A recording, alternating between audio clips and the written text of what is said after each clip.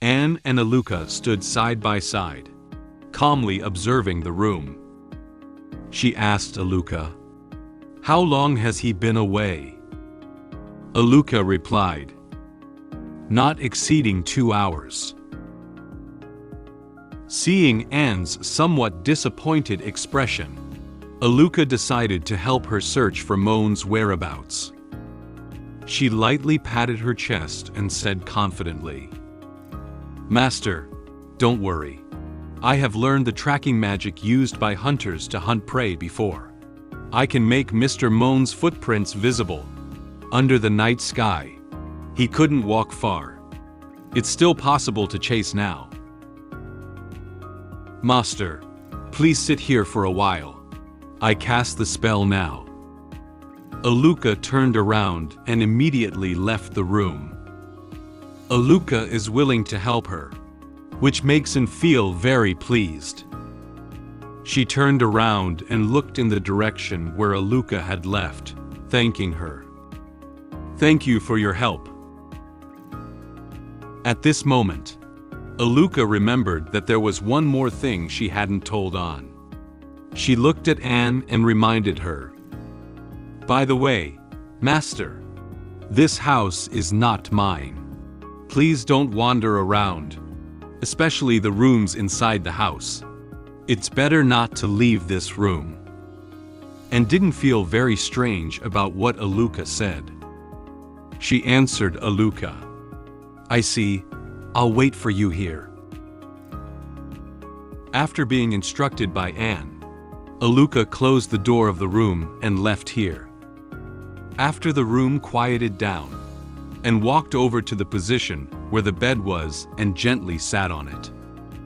Although there is still the scent of Moen in this room, Moen has already escaped, and turned her head with a disappointed expression, and looked at the pillow on the bed, whispering softly, "Young master,"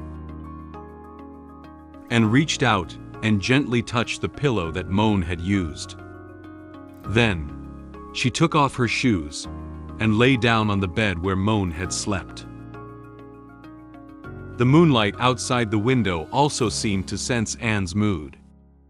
It shone its faint light on her, silently accompanying her, and curled up her body slightly. She tightly embraced the pillow on the bed in her arms and took a deep breath of the residual scent of Moen on the pillow, imagining the feeling she would have when she held Moen in her arms. During Moen's absence, she missed him very much. Even though she was so kind to him, he still wanted to run away. She didn't understand Moen's thoughts. She whispered, "Crossing 3 cities to come to this kind of place. Do you hate me so much? Why? Why can't you accept my love well?" At this moment, and suddenly heard another voice in the room. Woof. She is a bit puzzled about this. Aluca's husband? She looked under the bed and found that Aluca's husband, Rod, was still squatting on the ground. Perhaps Aluca left in a hurry and forgot to bring Rod back to her room. Rod stared blankly at the floor with lifeless eyes, seemingly unresponsive to Anne's words. At this moment, Rod's eyes suddenly became clear, as if the magic applied to him had failed. His consciousness slowly returned to being a normal person. Ah! Suddenly, Rod looked up and shouted towards the ceiling. He knelt on the ground, covering his head with his hands, and shaking his head frantically. Seeing Rod's intense reaction, and lying in bed was startled by him. She looked at him nervously, very surprised by his sudden behavior. At this moment, Rod showed a very scared expression. He seemed to have been mentally stimulated and went insane. He covered his head with force while speaking intermittently, Tia, everyone. No. Although Anne doesn't know what happened to Rod, she is still a little worried about his condition. She immediately got out of bed and slowly walked up to Rod. She raised her hand, wanting to confirm his current situation. She asked him with a puzzled expression, "Are you all right? Alucas. Aluca." Rod was startled when he heard Anne say the name. He shouted the name very loudly. "Right, Aluca." Rod suddenly grabbed Anne's hand and looked at her with very fearful eyes. His reaction to the name Aluca was very strong, as if he was afraid of Aluca, and didn't immediately react to Rod's action. She instinctively took a step back and sat down on the bed. Rod doesn't care who the person standing in front of him is. He widened his eyes to look at Anne and issued a warning to her very nervously. "The last room. Get out. Get out of here immediately. Aluca." In an instant, Rod lifted his head slightly and froze in place.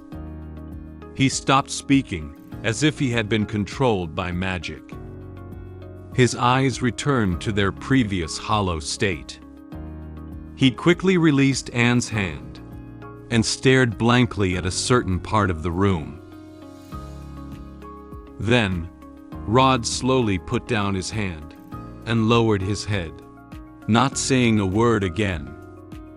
The moonlight outside the window quietly shone on him, making him even more pitiful.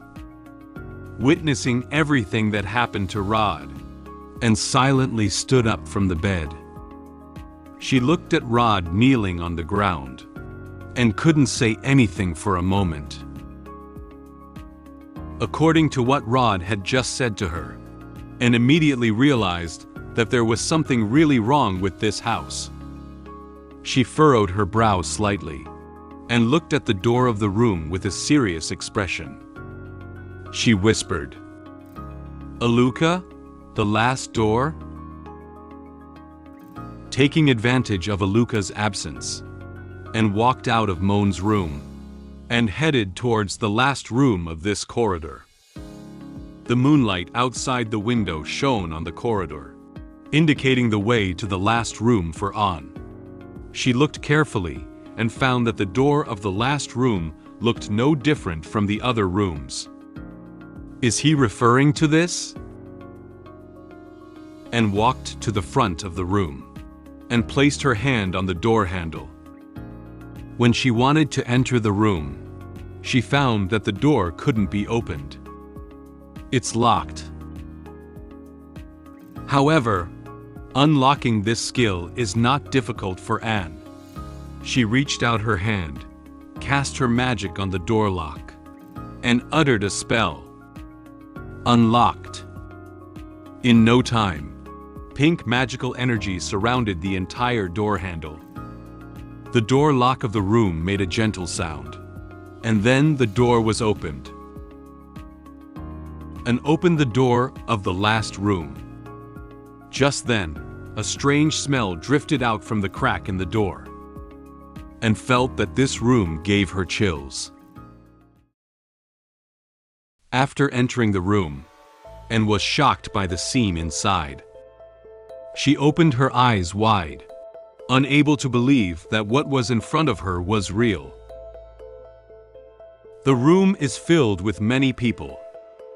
They lay scattered on the ground, motionless and devoid of any signs of life.